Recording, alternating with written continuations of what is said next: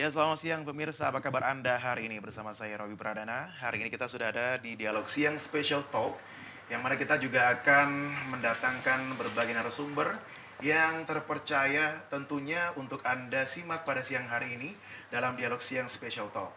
Nah, kali ini kita akan berbincang-bincang pemirsa untuk siang hari ini dengan tema yaitu kewaspadaan terhadap potensi bencana hidrometeorologi, yang dimana juga sudah ada dua narasumber kita, yaitu ada Bapak Ahmad Lutfi, yaitu Koordinator Bidang Observasi dan Informasi. Selamat siang Bapak. Selamat siang. Iya, dan juga ada Bapak Agung Sedayu, STMT, yaitu Kepala Pelaksana BPBD Kota Batu. Selamat siang Bapak. Selamat siang. Gimana nih kabarnya Bapak? Bapak Agung dan juga Bapak Lutfi. Alhamdulillah sehat selalu. Alhamdulillah sehat selalu Pak ya. Alhamdulillah. Selalu segar, selalu berpikir positif biar segar juga gitu kan. Siap.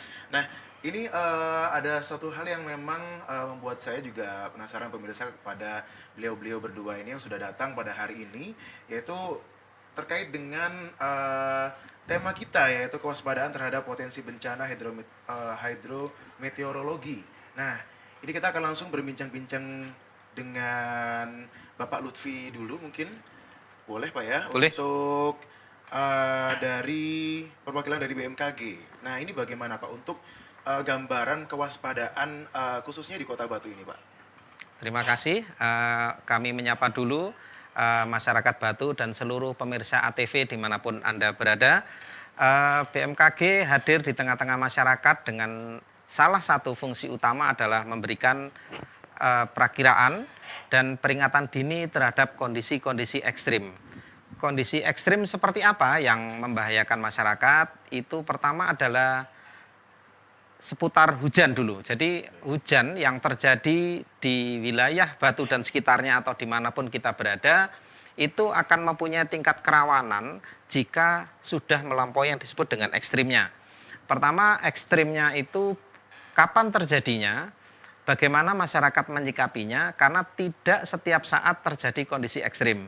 Dan tidak setiap daerah apabila terjadi ekstrim itu akan menimbulkan bencana. Pertama bahwa kita ketahui bahwa Batu dan sekitarnya itu adalah daerah yang dikelilingi oleh gunung-gunung dan lembah, sehingga otomatis mempunyai ciri khas atau karakteristik yang berbeda dengan misalkan Malang daerah sisi selatan. Bahwa umumnya hujan akan di daerah Batu itu akan lebih cepat terjadi di siang dan sore hari dibanding daerah-daerah yang lebih rendah di bawahnya. Nah, hal tersebut tentunya juga menimbulkan kewaspadaan bahwa hujan itu turunnya apabila lebih cepat. Yang pertama adalah harus diperhatikan lama atau durasinya. Kemudian yang kedua intensitasnya. Apabila dalam 1 atau 2 jam pertama intensitasnya cukup tinggi, itu juga menimbulkan kerawanan. Nah, kerawanannya oleh sebab itu masyarakat harap selalu apa? Satu, waspada dengan memperhatikan informasi-informasi dari BMKG. Kemudian yang kedua, dengan selalu memperhatikan tingkat kerawanan atau bahaya apa yang bisa ditimbulkan jika hujan ini berlangsung lebih lama atau berlangsung lebih lebat. Demikian Mas Robi. Oke, luar biasa sekali. Jadi memang kalau kita lihat untuk gambaran cuaca untuk beberapa minggu ini memang bisa dibilang lebih ke siang ke sore Pak ya. Nah, Iya. Memang itu karakteristik kondisi hujan yang terjadi di wilayah tropis seperti tempat tinggal kita sekarang, bahwa hujan itu terjadi melalui sebuah proses pemanasan dulu, bahwa kita harus pahami bersama bahwa awan itu timbulnya dari penguapan air-air yang ada di daratan dan di lautan. Dari pemanasan cukup intens, maka dia kemudian akan menjadi uap air, kemudian akan berubah menjadi awan. Itu perlu waktu dan perlu proses. Makanya kalau kita perhatikan secara umum, hujan itu akan lebih dominan sering terjadi di saat siang hingga sore hari. gitu Nah, ya. berdasarkan pantauan kondisi di atmosfer dan lautan memang menunjukkan bahwa untuk periode bulan Juni, Juli hingga Agustus itu masih terpantau adanya potensi-potensi hujan. Baik. Akan tetapi kapan saat terjadinya hujan ekstrim, itu tentunya masyarakat harus selalu mengupdate informasi dari BMKG. Betul. Tidak bisa serta-merta, gak apa-apa lah, Masya kudanan sing penting telas, bukan seperti itu. Karena berdasarkan catatan statistik, salah satu contoh pembelajaran paling terdekat dengan kita bahwa kejadian banjir bandang di Bulukerto tanggal 3 November itu sesuatu bentuk pembelajaran. Kenapa hujannya juga seperti sebelumnya, walaupun lebat juga pernah sebelumnya, Betul. akan tetapi ada faktor-faktor lainnya sehingga dampak bencana yang ditimbulkan itu seperti yang kita saksikan bersama bahwa ada korban jiwa, betul Pak ya, ada korban harta, ternak dan lain sebagainya. Oleh sebab itu menjadi sebuah bentuk pembelajaran bahwa informasi dari BMKG itu harus selalu diperbarui. Selalu diperbarui. Kalau orang dulu ibaratnya kalau mau berita terbaru ya beli koran yang terbaru, bukan koran 3 atau 4 hari yang lalu. Demikian. Ya berarti kan ini ada hubungannya juga dengan bencana yang telah terjadi sebelumnya di Bulukerto Pak ya.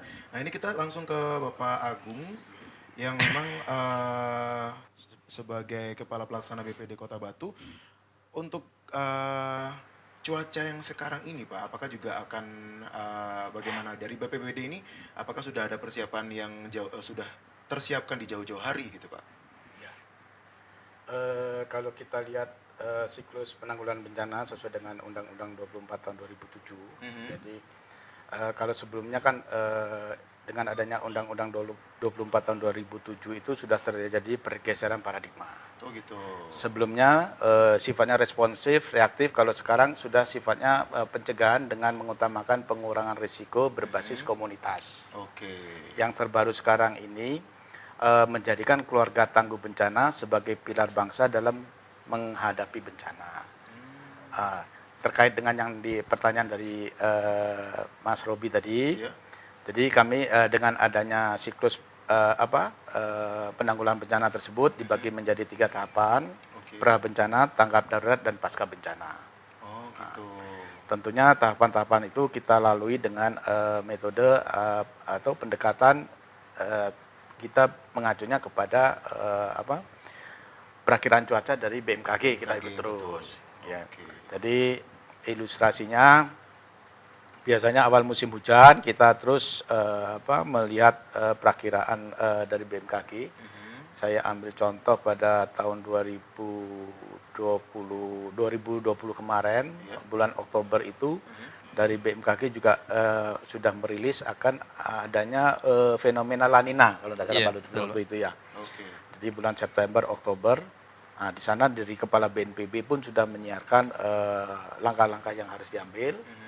Tidak hanya dari BNPB, dari Kemendagri, bahkan Presiden sendiri menginstruksikan untuk memperhatikan 3, transportasi, terus perikanan, sama satu lagi pertanian. Karena akan berdampak pada produksi tersebut. Betul sekali. Jadi kami sudah mengantisipasi, kami lakukan apel gelar pasukan bersama dalam rangka penyiapan, penyatuan frekuensi dan satu komando antar lintas sektor yang terkait dengan kebencanaan. Yang kedua kami tingkatkan status dari kondisi normal menjadi siaga darurat. Setelah itu posko kami Pusdalop yang selama ini memang 24 jam dalam satu hari dalam 8 shift kita tingkatkan jumlah personilnya 2 kali lipat. Biasanya selama awal musim hujan sampai perakiraan musim hujan itu berakhir. Kita siagakan early warning system. Yang kemarin itu sangat berfungsi di Februari 2021 kalau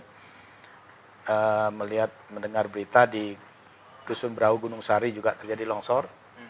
Itu fungsi alat early warning system kita berbunyi waktu itu. Dalam satu malam 5 sampai 8 kali alarm itu berbunyi. Jam 11 malam kita putuskan untuk evakuasi 15 kakak di situ.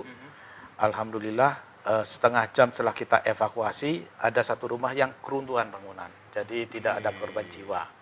Jadi fungsi daripada informasi dari BMKG seperti yang saya gambarkan. Jadi informasi itu penting bagi kami sebagai pedoman dan acuan kami untuk mengambil langkah-langkah yang akan dilakukan. Betul sekali. Jadi luar biasa sekali ya, memang ada kesinambungan antara BMKG dan juga BPBD di mana nantinya juga akan memberikan kesiapan bagi warga-warga yang mungkin nantinya ketika ada sebuah bencana itu langsung sigap seperti itu Iya. Pak ya.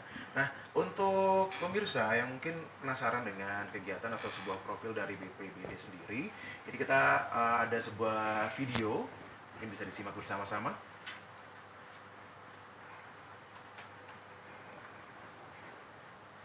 Nah, itu saya, Pak. Oh iya. Oh iya. Wabarakatuh. Berdirinya BPBD Kota Batu berdasarkan amanat Undang-Undang 24 tahun 2007 terkait dengan penanggulangan bencana, di mana di dalam undang-undang tersebut mengamanatkan bahwa penanggulangan bencana menjadi tanggung jawab urusan pemerintah dan pemerintah daerah. Oleh karena itu, pemerintah Kota Batu dalam rangka pelaksanaan dari amanat undang-undang tersebut membentuk BPBD Kota Batu di tahun 2012. BPBD Kota Batu mendukung visi misi kepala daerah dalam masa kepemimpinan 5 tahun Ibu Dewanti Rumpoko dan Bapak Punjul Santoso. Dalam visi misi tersebut kami mengemban amanah di misi keempat, di mana tujuan strategis kami adalah dalam rangka penurunan indeks risiko bencana yang ada di Kota Batu. Alhamdulillah dalam tahun terakhir di masa 5 tahun tersebut, dari hasil penilaian dari indeks risiko bencana yang dilakukan oleh BNPB memang terjadi penurunan indeks risiko bencana. Semula Kota Batu di tahun 2013 itu indeks risiko bencananya memiliki skor 134 dengan urutan 360 dari 514 kota kabupaten se-Indonesia. Dalam tahun 2020 BNPB mengukur ulang kembali indeks risiko bencana dan alhamdulillah sudah terjadi penurunan indeks risiko bencana yang sangat signifikan, yang sangat tinggi menurut saya. Di tahun 2020 BNPB menilai indeks risiko bencana Kota Batu dengan skor 107,7 dengan posisi 447 dari 514 kota kabupaten dengan kategori bencana sedang. Jadi kalau melihat dari 5 tahun berjalan dengan program yang kita laksanakan memberikan dampak penurunan indeks risiko bencana dari 134 menjadi 107,7. Kita ketahui bahwa memang Kota Batu dianugerahi keindahan alam pegunungan sebagai kota pariwisata, tapi di balik itu semua ada potensi bencana yang berpotensi terjadi di Kota Batu. Kami sudah melakukan pemetaan terhadap potensi ancaman bencana tersebut, ada 7 potensi ancaman, tetapi dari ke-7 potensi ancaman tersebut memang yang paling mendominasi adalah tanah longsor karena sesuai dengan topografi yang ada di Kota Batu, sehingga BPBD Kota Batu intent memberikan fokus perhatian dalam rangka potensi penanggulangan potensi bencana tanah longsor tersebut. Untuk meminimalkan hal tersebut, terdapat peran besar dari Badan Penanggulangan Bencana Daerah atau BPBD Kota Batu yang melakukan beragam strategi untuk mewujudkan Kota Batu yang tangguh dalam menghadapi bencana. BPBD Kota Batu memberikan dukungan teknis, administratif, dan operasional di bidang penanggulangan bencana secara terintegrasi, koordinasi dengan pusat, provinsi, dan stakeholder. Lalu, meminimalkan korban bencana melalui penanganan yang cepat dan tepat dengan penyediaan logistik yang memadai.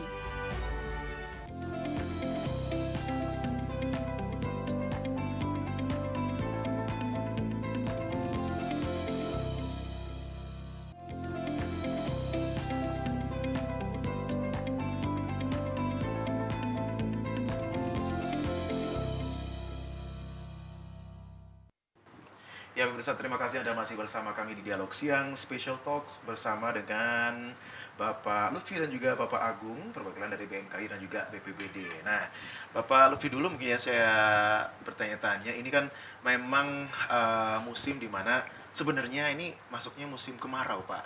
Nah ini terjadi beberapa kali di Batu, termasuk juga Malang, ini juga masih ada hujan yang mengguyur Kota Batu dan juga Malang. Ini kalau dari BMKG sendiri bagaimana Pak penjelasannya? Eh, Secara umum bahwa untuk daerah Malang dan sekitarnya atau Batu itu untuk bulan Juni memang sudah masuki musim kemarau secara klimatologis kalau kami mengistilahkan. Yang menjadi pertanyaan bahwa kenapa di bulan Juni ini masih terjadi hujan yang kalau kita istilahkan kok deres gitu ya. Nah, itu dia. Satu adalah bahwa berdasarkan pantauan kondisi, jadi BMKG itu dalam melihat kenapa hujan itu bisa lebih tinggi atau lebih rendah, itu selalu berpatokan bagaimana kondisi terkait apa yang ada di atas kita, yang kita kenal dengan istilah atmosfer, dan apa yang terjadi di lautan, baik lautan yang ada di dekat Pulau Jawa maupun lautan yang jauh, mungkin dekat dengan benua Amerika atau benua Afrika. Nah, dari beberapa hal tersebut, pertama memang terlihat secara umum kondisi lautan di sekitar Pulau Jawa atau Jawa Timur khususnya itu memang jauh lebih panas dibanding biasanya. Bahkan di periode pertengahan hingga tanggal 25-an itu memang kondisinya jauh lebih merah kalau terlihat secara visual. Bahkan hingga mencapai 1 atau lebih derajat Celcius. Nah, hal tersebut memicu potensi penguapan yang semakin tinggi atau semakin banyak dibanding kondisi biasanya. Terus kemudian yang kedua itu banyak sekali timbul fenomena-fenomena gelombang atmosfer ekuatorial yang kita kenal dengan istilah ada Rossby, ada Kelvin, kemudian ada MGO. Itu di bulan-bulan Juni ini tumbuhnya sangat intens. Artinya keberadaannya sekali berada di atas wilayah itu kan dia secara umum akan menambah potensi penguapan. Jadi gangguan gelombang itu ibarat mudahnya itu adalah terjadi pergerakan uap air dalam jumlah banyak. Apabila dia berada di lokasinya berada di atas Jawa Timur misalkan, itu otomatis juga akan meningkatkan curah hujan. Nah, secara umum bahwa dalam periode 2 tahun lebih terakhir ini hampir tahun ketiga, itu kita kenal namanya ada anomali atau penyimpangan terhadap kondisi iklim yang kita kenal dengan istilahnya La Nina. Sudah diproklamirkan di tahun 2020, 2021 hingga 2022, dia masih tetap bertahan. Apa itu La Nina? Nah, La Nina itu mudahnya adalah bahwa di lautan di dekat benua Amerika, di sepanjang garis ekuator sana, itu apabila kondisinya jauh lebih dingin dari biasanya, itu akan menyebabkan perputaran udara, perputaran anginnya itu akan berubah sehingga dampak mudahnya itu adalah terjadi penambahan uap air yang kemudian berpotensi menyebabkan hujan yang lebih banyak dibanding biasanya. Nah, kondisi yang lebih bertahan sampai 3 tahun ini terkait La Ninanya, itu kira-kira hujannya nanti berlangsungnya sampai kapan hujan tinggi-tingginya seperti ini. Nah, pertama memang terlihat potensinya berdasarkan perakiraan yang sudah kami rilis. Saya juga menyampaikan bahwa masyarakat juga harap selalu juga mengupdate informasi melalui website kami. Itu juga terlihat bahwa untuk bulan Juli, Agustus, dan September itu memang menunjukkan masih adanya potensi hujan yang lebih tinggi dari biasanya. Gitu. Iya. Berarti memang tadi yang disebutkan Pak Lutfi yaitu La Nina tadi itu juga berpengaruh juga untuk keberlangsungan iklim yang terjadi di Kota Batu dan juga Malang. Iya, betul sekali. Ya memang iklim itu adalah seperti sebuah siklus. Pertama bahwa kondisi yang terjadi sekarang itu bukan yang pertama kali terjadi. Artinya kondisi ini pernah terjadi dalam 50 tahun terakhir, dari tahun 50 hingga sekarang, itu menunjukkan pernah terjadi kondisi 3 tahun berturut-turut La Nina ini terjadi. Pertama di periode tahun 70-an, tapi yang paling terbaru itu periode 98, 99 hingga tahun 2000 menunjukkan kondisi yang sama seperti kondisi sekarang. Artinya masyarakat tidak perlu resah, BMKG akan selalu memberikan informasi terkait perakiraan maupun peringatan dini cuaca bahwa kondisi yang terjadi sekarang bukan yang pernah terjadi, akan tetapi sudah pernah terjadi di waktu lampau. Nah, itu dia. Nah, kalau dari BPD sendiri, Pak Agung, khususnya ini bagaimana ketika ada sebuah wacana dari BMKG ini sendiri bahwa memang La Nina ini juga akan berlangsung dan juga dari BPBD sendiri persiapan dari mungkin menghadapi yang tadi disebutkan oleh Pak Lutfi itu adalah cuaca yang berubah-ubah, itu bagaimana Pak? Iya. Jadi seperti yang saya sampaikan sebelumnya, jadi siklus penanggulangan bencana itu fase, ada 3 fase pra bencana. Untuk antisipasi dalam hal ini masuk ke fase pra bencana. Oke. Untuk fase pra bencana ini ada 2 kondisi juga, kondisi tidak terjadi bencana dan kondisi ada potensi bencana. Baik. Kalau terkait dengan informasi La Nina berarti masuk fase ke potensi ada bencana. Ada bencana ya Pak ya? Ada 3 langkah yang kita lakukan di situ, mitigasi, kesiapsiagaan, dan early warning system, Gitu. sistem peringatan dini. Oke. Mitigasi kita lakukan mitigasi struktural dan non struktural. Jadi yang struktural itu misalnya untuk penguatan tebing-tebing, lereng-lereng saluran sungai, terus untuk pembuatan jalur-jalur check dam, untuk penahan arus. Nah, Oke. jadi itu salah satu contoh mitigasi struktural. Mitigasi non struktural itu apa? Kita lakukan kajian-kajian, pemetaan, terus termasuk untuk penyiapan desa kelurahan tangguh bencana. Oke. Jadi program 5 tahun ini, insya Allah di tahun ini kita tuntaskan sudah terbentuk 19 desa dan 5 kelurahan. Dalam rencana kami di akhir periode 5 tahun ini sudah semuanya terbentuk di tahun 2022 ini. Gitu. Jadi pembentukan desa tangguh bencana, terus forum pengurangan risiko bencana, terus pelatihan-pelatihan itu merupakan bagian dari mitigasi non struktural. Berarti di desa-desa khususnya sudah ada perwakilan ya Pak ya? Ada. Ada perwakilan yang memang Ya.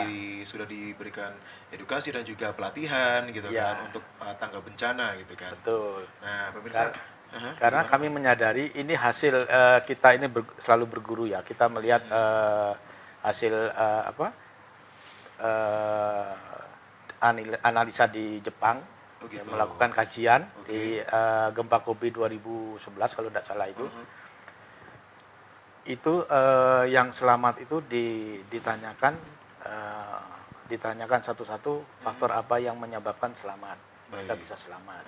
Dari korban-korban yang selamat itu 38% menyatakan dia selamat karena kapasitas pengetahuan diri sendiri. Oke. Itu 38%. 28% karena pertolongan keluarga. Baik. Yang 32%, yang 28% dari lingkungan. Jadi di sini disimpulkan bahwa apabila kita melengkapi masyarakat dengan kapasitas diri sendiri, komunitas lingkungan maupun keluarga itu sudah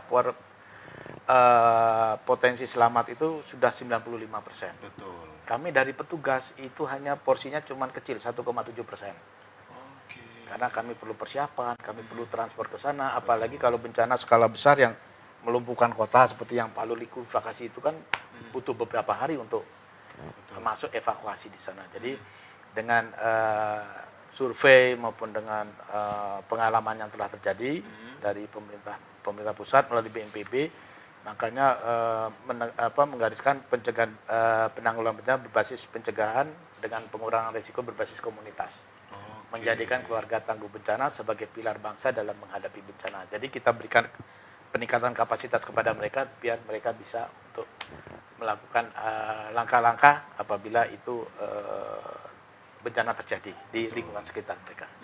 Jadi memang penting sekali untuk mengetahui bagaimana Edukasi bencana. seperti itu. Nah pemirsa, ini juga ada sebuah video di mana memang akan menjelaskan tentang mengapa bulan Juni ini masih ada hujan, yang juga mungkin Anda bertanya-tanya ini apakah sebuah perubahan cuaca atau memang ada sebuah fenomena yang terjadi. Nah ini setelah ini akan ada video untuk Anda, sekaligus jangan kemana-mana, kita akan kembali lagi tetap bersama kami di Dialog Siang.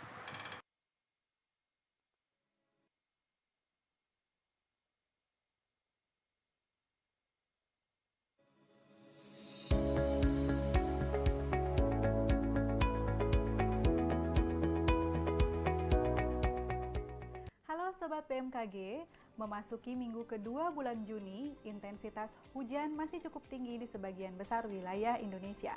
Jika secara global, La Nina moderat masih menjadi salah satu penyebab tingginya curah hujan. Lalu bagaimana pengaruh kondisi dinamika atmosfer harian di bulan Juni terhadap curah hujan yang masih tinggi? Bersama saya Dea Nurina, Berikut ulasan selengkapnya.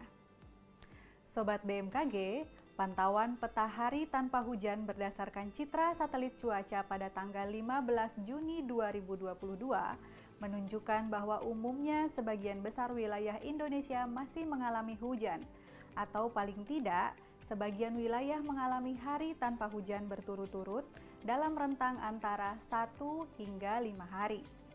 Masih seringnya hujan bahkan dengan intensitas sangat lebat menyebabkan terjadinya bencana hidrometeorologi seperti banjir, banjir bandang, dan tanah longsor di beberapa wilayah pada bulan Juni ini.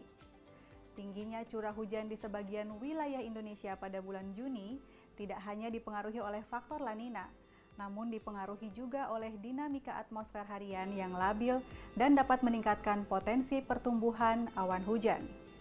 Beberapa faktor yang menyebabkan tingginya curah hujan saat ini antara lain: faktor pertama yaitu masih hangatnya suhu muka laut di beberapa wilayah Indonesia dibandingkan dengan normalnya, yang ditandai dengan nilai anomali suhu muka laut positif. Kondisi ini akan mendukung peningkatan suplai uap air sebagai sumber pembentukan awan-awan hujan. Selain itu, masih tingginya kelembapan udara di sekitar wilayah Indonesia akan semakin mendukung pertumbuhan awan hujan yang lebih intens. Faktor kedua yaitu aktifnya fenomena Madden-Julian Oscillation atau MJO, gelombang Rossby ekuatorial dan juga gelombang Kelvin di wilayah Indonesia. MJO, gelombang Rossby ekuatorial, dan gelombang Kelvin adalah fenomena dinamika atmosfer yang mengindikasikan adanya potensi pertumbuhan awan hujan dalam skala yang luas di sekitar wilayah aktif yang dilewatinya. Fenomena MJO dan gelombang Kelvin bergerak dari arah Samudra Hindia ke arah Samudra Pasifik melewati wilayah Indonesia dengan siklus bulanan pada MJO dan siklus mingguan pada gelombang Kelvin. Sebaliknya, fenomena gelombang Rossby ekuatorial bergerak dari arah Samudra Pasifik ke arah Samudra Hindia dengan melewati wilayah Indonesia yang mempunyai siklus mingguan. Sama halnya seperti MJO maupun Kelvin, ketika gelombang Rossby ekuatorial aktif di wilayah Indonesia, maka akan berkontribusi pada peningkatan pertumbuhan awan hujan di beberapa wilayah Indonesia. Faktor ketiga yaitu terbentuknya pola-pola pusaran angin di perairan barat Sumatera dan di wilayah sekitar Kalimantan yang membentuk daerah belokan atau daerah pertemuan dan perlambatan kecepatan angin yang disebut dengan konvergensi. Gangguan atmosfer ini akan membantu proses pengangkatan uap-uap air sebagai sumber pembentukan awan, sehingga daerah di sekitar lokasi gangguan atmosfer tersebut akan memiliki potensi pertumbuhan awan hujan yang cukup besar. Itulah tadi sobat dinamika atmosfer harian yang menyebabkan masih tingginya curah hujan di bulan Juni. Bagaimana dengan prospek cuaca untuk sepekan ke depan? Berikut informasi selengkapnya.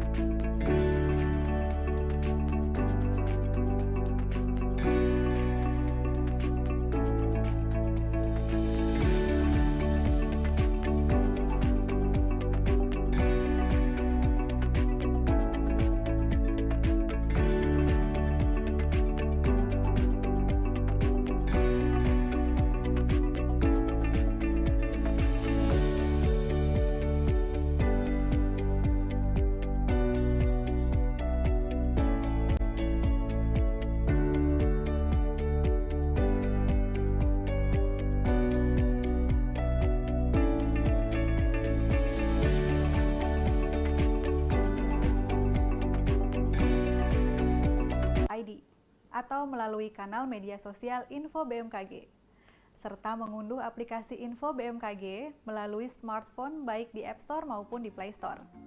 Sobat juga dapat menghubungi kami di call center 196. Terima kasih atas perhatian sobat sekalian. Mari kenali cuaca dan lingkungan agar terhindar dari ancaman bencana hidrometeorologi. Tetap patuhi protokol kesehatan, salam sehat, dan sampai jumpa.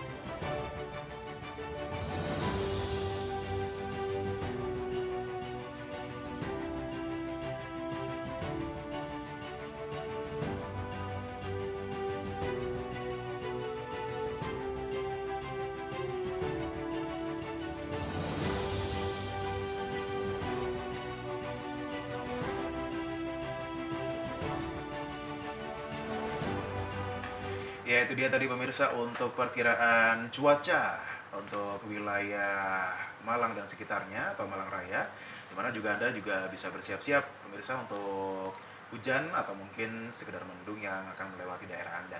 Nah, pada hari ini juga akan saya buka untuk pertanyaan dari pemirsa yang mungkin hari ini ingin mengetahui lebih dekat atau ingin bertanya-tanya, berbincang-bincang juga dengan Pak Lutfi atau Pak Agung juga gitu kan.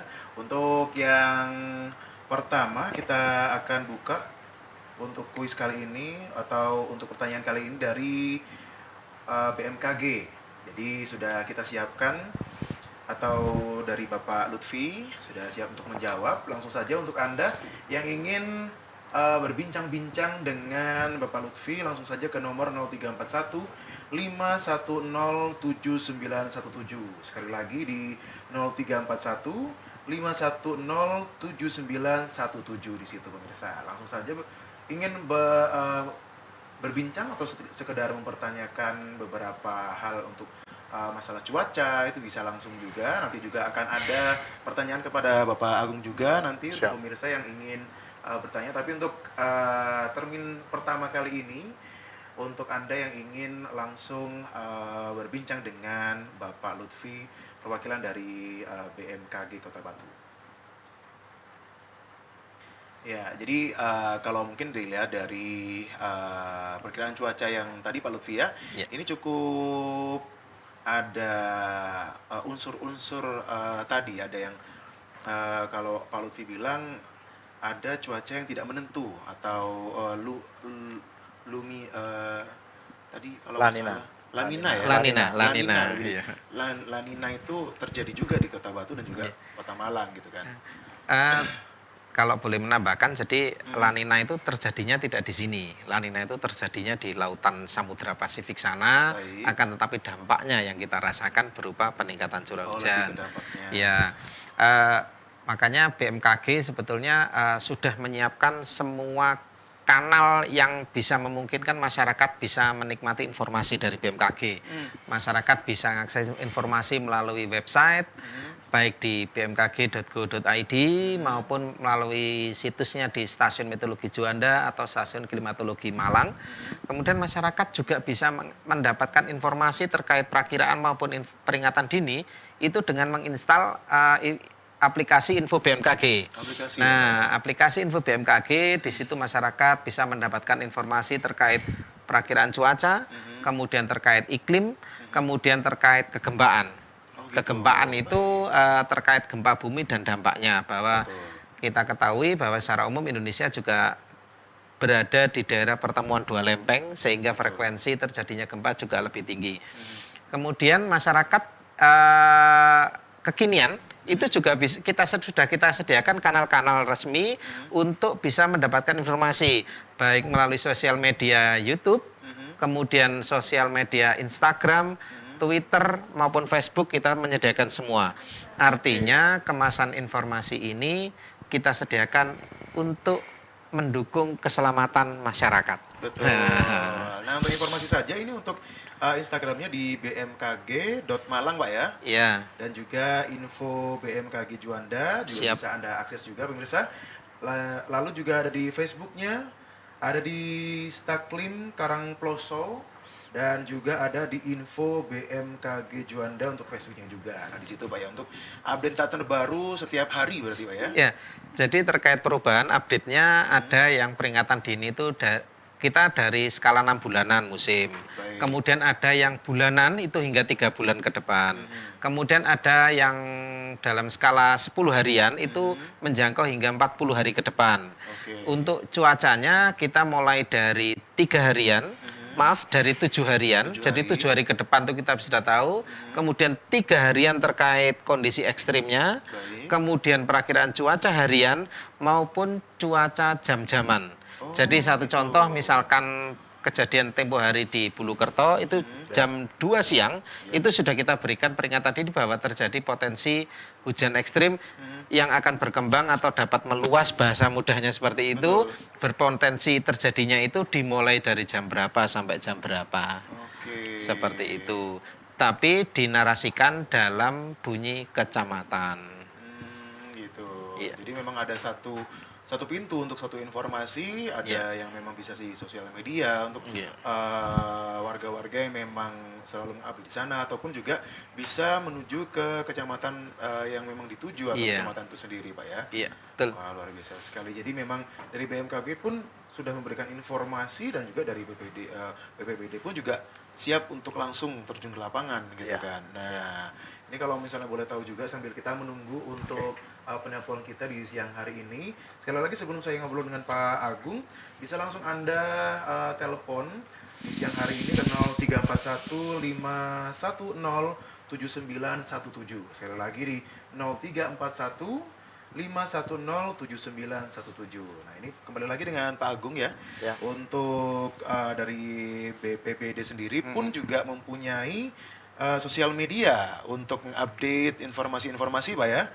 Yaitu di bpbd.kotabatu dan Facebooknya juga di BPBD spasi Kota Spasi Batu.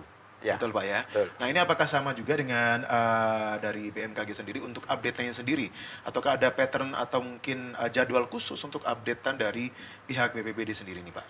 Kalau link itu untuk informasi lokal. Baik. Jadi saya sampaikan juga di sini kalau BMKG punya info .bmkg tadi, salah satunya kami juga dari BNPB. Jadi sesuai dengan metodologi penanggulangan bencana, yang pertama kita kenali ancamannya. Baik. Jadi harapannya masyarakat itu mengetahui ancaman di lingkungan sekitarnya dulu. Oke. Nah, di sini BNPB sudah memfasilitasi aplikasi namanya Inaris Personal. Bisa di-download di HP masing-masing, di Play Store, bisa diinstal Inaris Personal di situ. Di situ bisa dibuka, ada 6 macam ancaman bencana di situ. Baik. Tapi terlihat. Nah, misalnya di stasiun ATV Rorombo ini dilihat kira-kira untuk bencana banjirnya dia warna apa? Warna merah kah, warna kuning kah, warna hijau kah? Terus potensi longsornya itu dia statusnya apa? Sudah terprediksi hari itu juga Pak ya? Itu kan sudah dilakukan pemetaan oleh BNPB juga. Oh gitu. Jadi sudah terpetakan potensi-potensi bencananya. Seperti kami untuk wilayah Kota Batu sudah memetakan potensi, ada 7 potensi ancaman yang ada di Kota Batu. Baik. Nah, BNPB juga sudah melihat itu. Saya lanjut di Inaris Personal, bahkan untuk penyebaran COVID pun ada di situ. Oh, Coba ini nanti yang non bencana Pak ya? Ya kan bencana tidak hanya bencana alam, bencana non alam. Oke. COVID termasuk wabah penyakit mulut dan kuku sekarang ini itu merupakan bagian dari bencana non alam.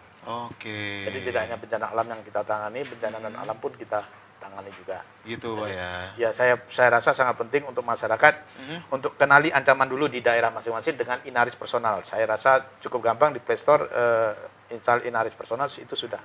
Inaris personal Inaris, ya. Inaris risiko RISK personal.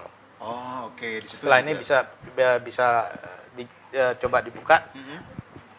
Mas Robi bisa melihat. Baik. Di sini itu bisa digunakan untuk membeli tanah juga. Kalau ini gitu aman. ya? Salah satu. Betul sekali. Oh, lokasi saya aman bencana, harga tanah tinggi. Jadi bukan cuma dari marketingnya atau dari orang-orang sekitar, tapi langsung dari aplikasi dan juga perkiraan cuaca dan juga bertanah. Itu juga, sebagai gitu. pedoman kita juga. Baik, jadi luar biasa sekali. Ini sepertinya juga hari ini untuk telepon masih belum bisa. Semoga nanti kita bisa melanjutkan lagi untuk interaktif kita di hari ini. Dan juga sebelum kita tutup untuk hari ini Pak Lutfi dan juga Pak Agung, ada mungkin closing statement untuk pemirsa yang ada di rumah, mungkin dari Pak Lutfi atau Pak Agung mungkin? Biar Pak Lutfi dulu. Baik, monggo Pak Lutfi. Terima kasih bahwa BMKG akan selalu mengawal bentuk kehidupan masyarakat dimanapun Anda berada. Oleh karena itu, peran aktif masyarakat untuk mengupdate informasi terkait cuaca maupun iklim itu sangat-sangat vital. Karena apa?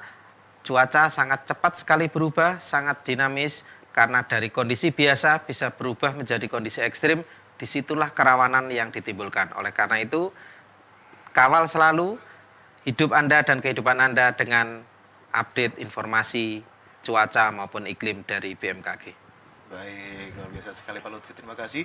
Pak Agung, mungkin ada Ya. closing statement untuk pemirsa di rumah? Ada 3 yang ingin saya sampaikan pada kesempatan ini. Yang pertama, sesuai dengan metodologi penanggulangan bencana yang saya sampaikan tadi, yang pertama adalah mari kita kenali ancaman bencana di sekitar kita. Baik. Itu bisa dibantu dengan personal Inaris. Silakan diinstal di HP masing-masing di Play Store. Yang kedua, filosofi penanggulangan bencana yang pertama kita hilangkan ancaman. Baik.